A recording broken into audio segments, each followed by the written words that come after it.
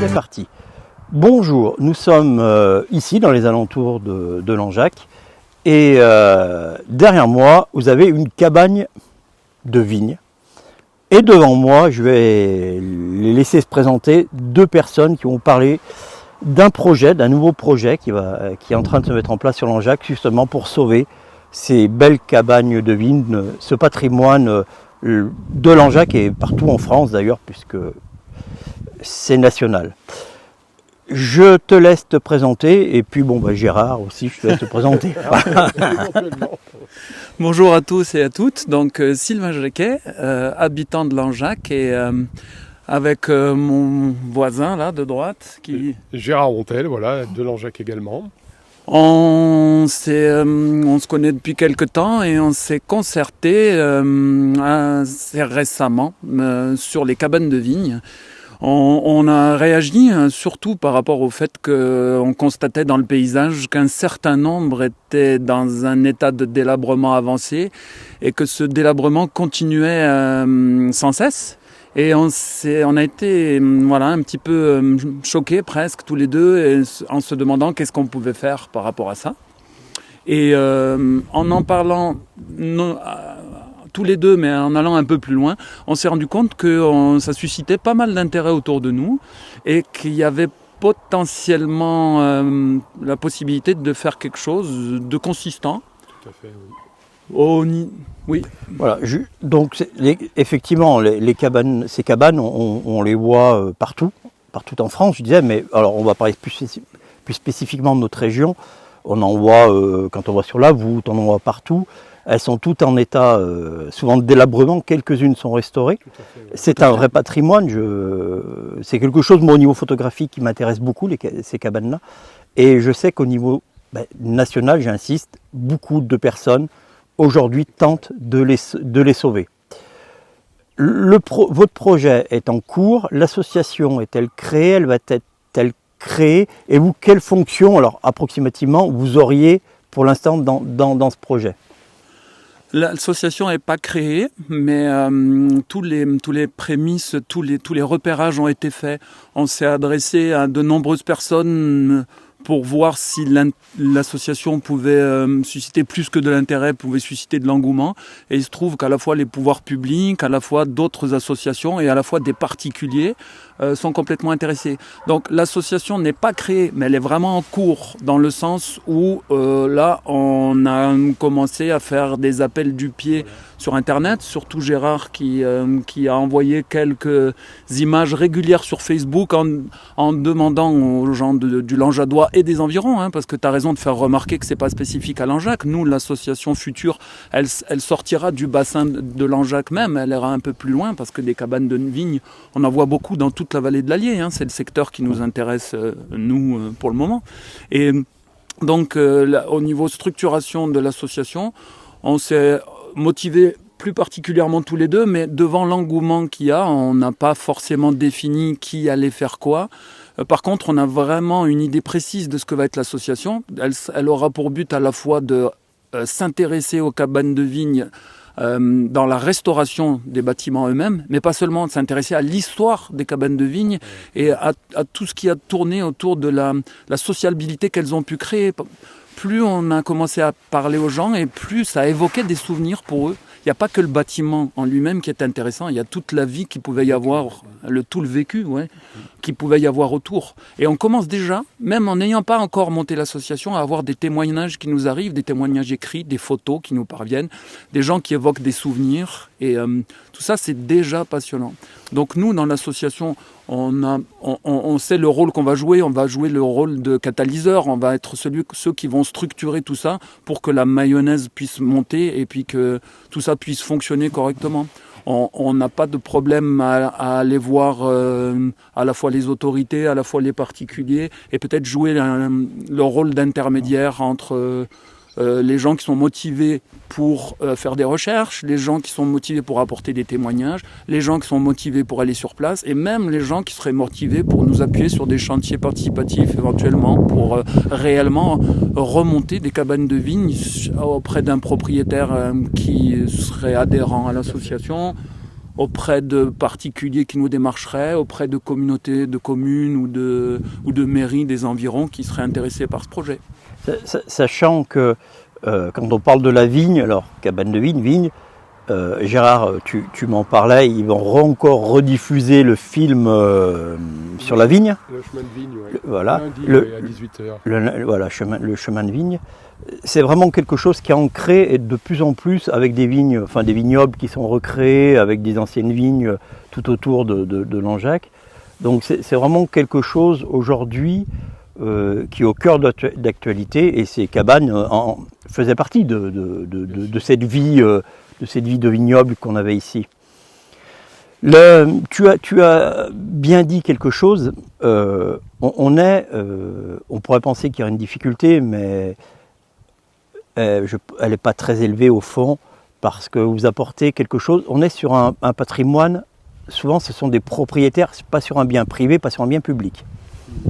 Mais on sait qu'ici, je pense partout, parce que ça se passe, les propriétaires, eux, demandent que ça, qu'on puisse les aider à refaire leur cabane, à refaire ce patrimoine aussi.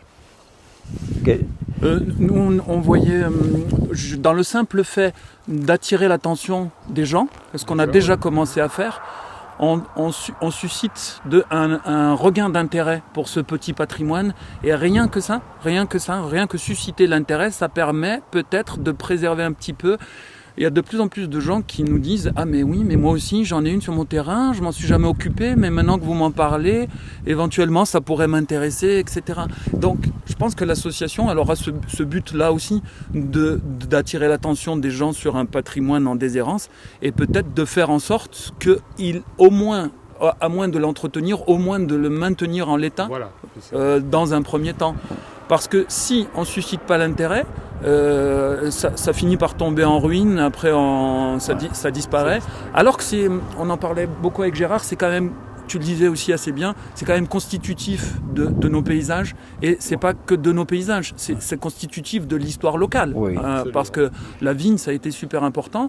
Après, on s'est focalisé sur les cabanes de vigne, et on a pris place devant une cabane de vigne parce que c'est un peu symbolique, mais c'est vrai que l'association, on suppose qu'elle n'est pas créée, mais on suppose qu'elle s'intéresserait à un petit patrimoine au-delà de la cabane de vigne elle-même. C'est tous ces petits bâtiments qui font partie du paysage et qui avaient un rôle et qui ont une histoire auxquels on veut se réintéresser. Et plus particulièrement aux cabanes de vigne et aux petites granges, enfin... Voilà, même les cabanes qui sont autour, par exemple la cheminée de Chadernac, etc., auprès du puits de mine, elle est en délabrement complet, peut-être pour la revaloriser. Ça ferait du patrimoine quand même historique au niveau de la mine qui était très important ici. On pense à tout un petit patrimoine qui n'avait pas forcément attiré l'attention, par exemple des mairies dans un premier temps, comme c'était le cas des fontaines, ou comme c'était le cas des églises, ou même des maisons des béates dans le secteur. Elles ont quand même été relativement prises en charge, avec plus ou moins d'intérêt et plus ou moins de satisfaction des habitants dans la façon dont ça a été rénové. Mais au moins, l'intérêt y était déjà pour les fours à pain, etc.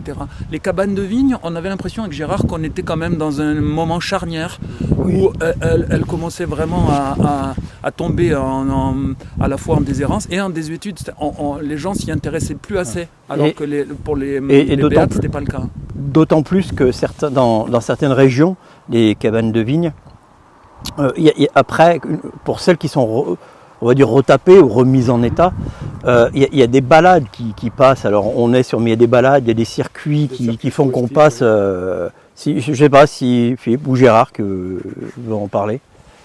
Oui, il y a certains endroits où ils ont justement... Approche-toi du micro. Il y a certains endroits où justement ils ont valorisé ce petit patrimoine, ils l'ont réhabilité, et ils ont fait des sentiers de randonnée qui passent auprès de différentes cabanes pour mettre en valeur. Voilà. Et je trouve que c'est une très bonne chose pour l'histoire du local et du pays, quoi. Voilà. Pour être précis, un peu, alors on aimait. Par exemple, on a une cabane de vigne derrière nous. Tout à l'heure, on l'a un peu regardé vite fait. Moi, j'ai vu. Voilà, c'est une cabane. Il y a quoi ? Il y a un bout de toit à faire. C'est une poutre, un bout de toit. C'est pour qu'elle puisse encore au moins subsister et pas peut-être périr ou finalement mourir très rapidement ou dans les quelques années qui viennent et lui donner encore peut-être 20 ou 30 ans de vie. Voilà, la priorité, c'est de refaire le toit ou faire le toit, puisque la plupart du temps, les toits sont passés à travers, etc. Et pour maintenir ce patrimoine en état, au moins faire le toit, et là, ça permet au moins, c'est parti pour 50 ans, quoi. Ouais. C'est ce qu'on a constaté en faisant un petit tour, mais pas du tout exhaustif pour le moment, des cabanes de vigne qu'il y avait dans les environs. On se rend compte que dans la mesure où le toit est encore là, elle est préservée. Et dès l'instant où le toit s'écroule, ça va très vite pour se désagréger. L'ensemble des éléments du bâti finit rapidement par être lessivé par la pluie. Voilà. Donc nous, la priorité qu'on pouvait établir dans la future association, c'est éventuellement d'inventorier toutes ces cabanes de vigne, de voir où elles étaient implantées, mais surtout, dès que c'est possible et qu'on trouve un accord, la volonté, l'argent, les tuiles qu'il faut, de maintenir ou de reconstruire un toit pour qu'elles restent dans le paysage et qu'elles arrêtent de s'abîmer. Donc en fait, on pourrait être aussi, on peut imaginer dans une économie circulaire, parce quand une maison est détruite ou quoi que ce soit, c'est pas des grandes poutres, il pourrait y avoir une récupération de matériaux qui permettent de refaire. Donc il y a plusieurs appels finalement. C'est toutes les personnes qui sont intéressées, toutes les personnes. Moi, je suivrai votre aventure là. Et c'est vrai qu'on a une partie aujourd'hui de recyclage avec des bouts de poutre qui pourraient finalement, plutôt que d'être jetés, servir à refaire des cabanes. Donc ça peut être un appel aussi. Il y a ça, mais il y a aussi beaucoup de forestiers ici. Récupérer les pointes d'arbres justement pour faire les poutres, c'est ce qu'ils utilisaient à l'époque. Donc c'est pas un investissement très lourd, mais on a la possibilité justement de récupérer à droite, à gauche, effectivement, du matériel, des tuiles, etc. Suivant, voilà. Et tu as bien cerné la chose aussi, c'est du petit matériel et c'est pas des chantiers qui nous paraissent insurmontables. On se serait pas lancé dans une restauration d'église où on n'a pas la capacité, on n'a pas ni les moyens techniques ni les moyens financiers de le faire. Sur les petites maisons, sur les petites cabanes de vigne comme ça, plus on se renseigne, plus on se rend compte que c'est les gens, à l'époque, ne faisaient pas forcément appel à un artisan, ils la faisaient eux-mêmes. C'est de la construction simple. Et avec de la bonne volonté et un petit peu de matériel, comme tu dis, même de récup, on a eu par exemple une piste d'idées qui nous venait du SMAT, de dire même de s'adresser par exemple aux entreprises locales, sans pas pour du sponsoring ou des choses comme ça, mais tout simplement des entreprises qui ont quelques restes de tuiles, quelques restes de poutres, et qui pourraient très bien le confier en disant « Ah bah oui, moi ça j'en ferai rien, mais pour une petite cabane ça pourrait aider. Ouais. » Et ça demanderait pas forcément des investissements très lourds. On sentait que c'était dans la capacité de gens motivés de pouvoir faire ça. C'est un très beau projet parce que ces cabanes de vigne, en plus elles ont un aspect d'image et de photographie assez exceptionnel. C'est très très longtemps. Alors j'ai jamais fait parce qu'on est sur des terrains privés. Je l'expliquais à Gérard. On est sur des terrains privés, mais moi ça m'a toujours intéressé de faire des photos de ce patrimoine. Il y en a qui ont fait des très beaux livres, il me semble, de cabanes de vigne. Voilà. Si on résume, donc là on fait appel à toutes les bonnes âmes qui veulent participer à ce projet. Voilà, toutes les bonnes volontés. On fait appel aussi à l'entrepreneuriat local. Ou d'ailleurs, et bien plus, puisque pour les démolitions. On fait appel aussi à des propriétaires.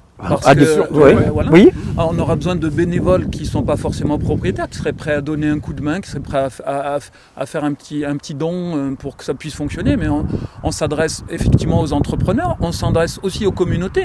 On a vu l'intérêt de la communauté de communes qui s'est intéressée à celle de Truchon en faisant des chantiers pour les jeunes.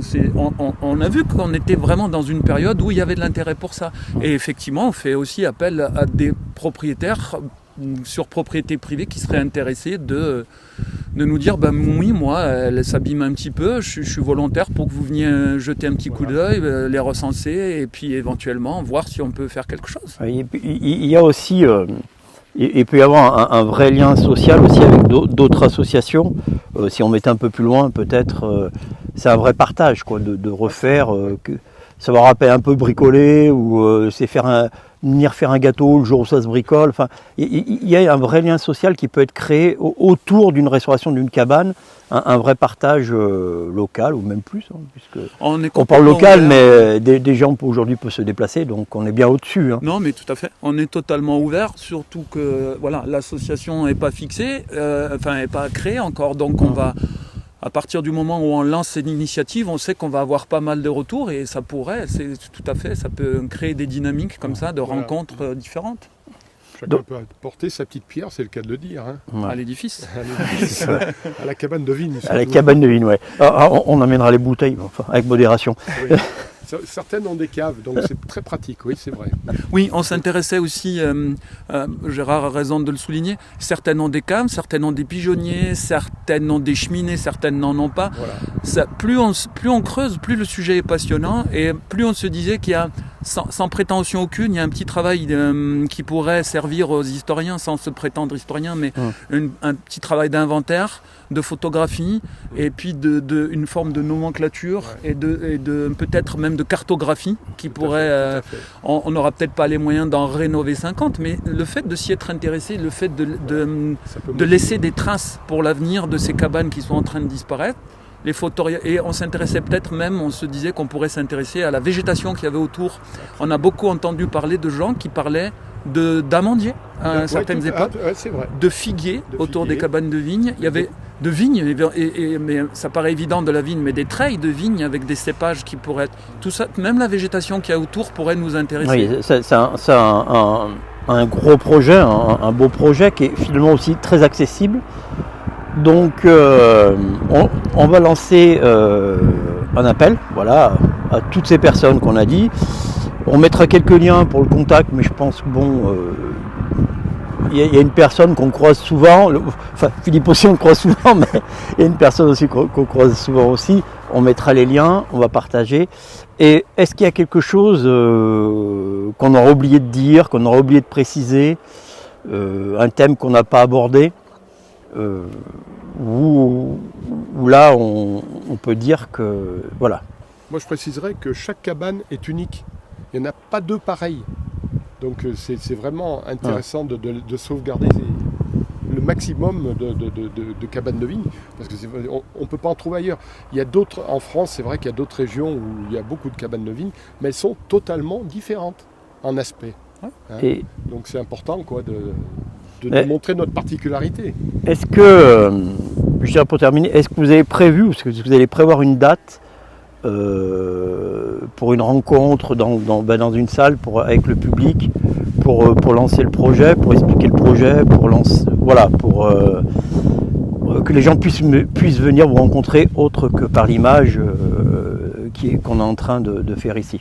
Tout à fait. Notre démarche, notre démarche, ça a été individuel dans un premier temps. On était d'accord tous les deux et avec d'autres personnes qu'on connaît. Avec Pascal aussi. Avec Pascal des Ateliers de la Bruyère. Ensuite, on s'est lancé sur les réseaux sociaux grâce à Gérard pour voir s'il y avait quand même des gens qui pourraient nous suivre pour pas être que 3 dans cette aventure-là. Maintenant qu'on s'est rendu compte qu'effectivement ça tenait à cœur à beaucoup de monde quand même, parce que il y a pas mal, notamment d'anciens. J'ai été étonné d'anciens qui sont très attachés quand ils en ont, mais même quand ils n'en ont pas, à ces éléments du patrimoine. Et maintenant, on est dans cette phase où on discute avec toi et on va pouvoir avoir encore plus d'ampleur grâce au Langeac Express. Où oui, on va faire une réunion sans trop tarder et dans les mois à venir, très probablement.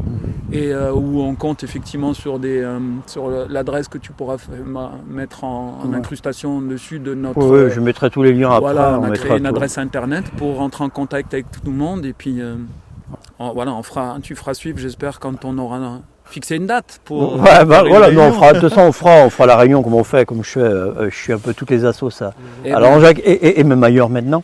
On fera un suivi, et puis le jour qu'il y aura une réunion, on sera là pour fixer, pour filmer la réunion, puis peut-être intervenir pour des gens qui ne sont pas forcément sur le local, mais qui suivent le Langeac Express ailleurs, parce que y en a qui ne sont pas forcément de Langeac, il y en a qui sont un peu de partout maintenant, et qui peuvent être aussi intéressés par ce projet pour le soutenir, ou des week-ends de venir donner un coup de main.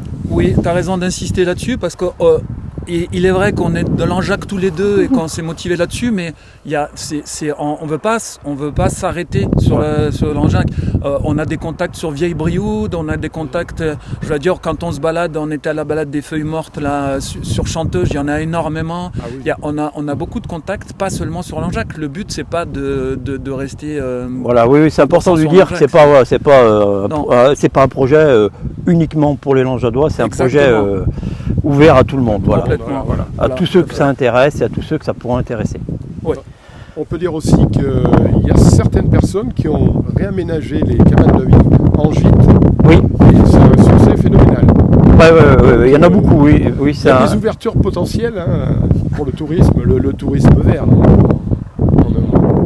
Et puis, je veux aussi rajouter que ça ouvre, la cabane de vigne en elle-même, elle ouvre plein de contacts par rapport à la vigne. Grosso modo, sur la culture de la vigne en Haute-Allier, il y a beaucoup de choses à redécouvrir. Les enfants ne savent pas, par exemple, forcément que ça a été une grande culture d'ici. Et c'est pour ça que c'est important que ça ne disparaisse pas visuellement du patrimoine aussi, pour rappeler cette culture ancienne et qui est en train de revenir. Il y a un phénomène passionnant là-dessus qui, je pense qu'on est vraiment au bon moment pour s'intéresser à ça. Oui, effectivement, le projet arrive aujourd'hui où on revient un peu au terroir. Enfin, voilà, ça reste. Il y en a des très belles effectivement quand on passe, pas forcément, mais qui sont marquantes.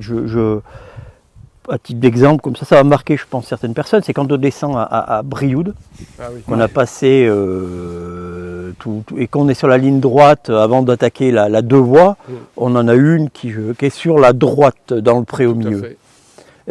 Voilà, et à chaque fois elle est là, c'est assez marquant, elle est sympathique, c'est joli quoi, ça fait partie de. Il y en a une aussi en allant à la voûte, qui est sur la droite quand on Langeac la voûte. Elle n'est pas en très très bon état, mais elle est là, et elle marque l'image de ces espaces. Complètement, sur Mazera aussi, il y en a vraiment, sur l'école à Saint-Thèbe, il y en a vraiment des chouettes aussi encore. Ouais. Et c'est vrai que pour compléter, si tu me permets encore d'en rajouter, vas-y. Même effectivement, si on pouvait avoir des contacts aussi avec des artisans qui pourraient peut-être encadrer un petit peu.